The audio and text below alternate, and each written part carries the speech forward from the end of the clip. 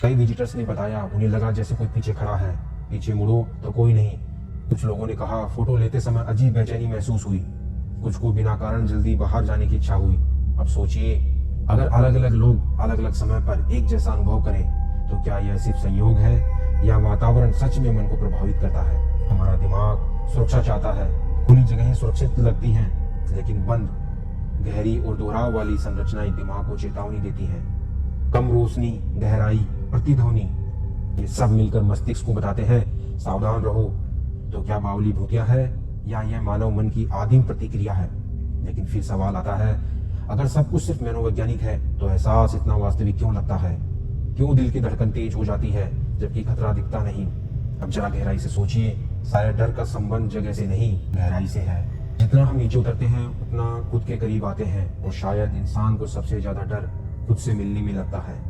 महाराजा अग्रसेन बावली शायद भूतों की जगह नहीं है, यह एक दर्पण है जहाँ बाहर का अंधेरा अंदर के अंधेरे को जगा देता है। तो क्या हम वहाँ किसी और की मौजूदगी महसूस करते हैं या अपने ही विचारों की? अगर आपको वहाँ अकेले खड़े रहना पड़े, सब लोग ऊपर जा चुके हों, सिर्फ आप और अंतहीन सीढ़ियाँ, और अचानक लगे कि कोई ऊपर से आपको देख रहा है, तो आप क्या करेंगे? ऊपर भागेंगे या खुद को समझाएंगे कुछ नहीं है? लेकिन अगर कुछ नहीं है तो यह एहसास आता क्यों है? शायद कुछ जगहें डरावनी इसलिए नहीं होती क्योंकि वहाँ कुछ मौजूद है, बल्कि इसलिए क्योंकि वहाँ हम खुद से छिप नहीं पाते। आज भी महाराजा अग्रसेन बावली वही है। लोग आते हैं, फोटो लेते हैं और लौट जाते हैं, लेकिन कुछ लोग वहाँ सिर्फ तस्वीरें नहीं, एक एहसास साथ ले जाते हैं। जैसे कोई सवाल जो दिमाग में रह जाता है, क्या वहाँ सच में कुछ है या गहराई सिर्फ हमें हमारी ही परछाई दिखाती है?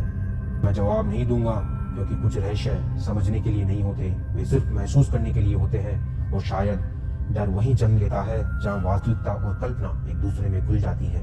अगर कभी आप उस बावली की सीढ़ियां उतरे तो एक बात याद रखिए, हो सकता है आप नीचे अकेले जाएं, लेकिन वापस आते समय आपके साथ कुछ और भी लौटे। और शायद यही है वो कहानियां। कुछ सुलझे,